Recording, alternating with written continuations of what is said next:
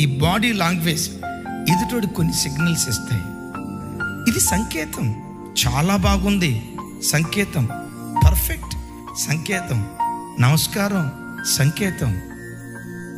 మోకాళ్ళు ఉండటం నీ బాడీ లాంగ్వేజ్ ద్వారా, దేవా నీకు డీప్ రెవరెన్స్, ఒక లోతైన గౌరవాన్ని నీకు ఇస్తున్నాను అని మోకాళ్ళు నీ దేవుని సన్నిధిలో ప్రార్థించు.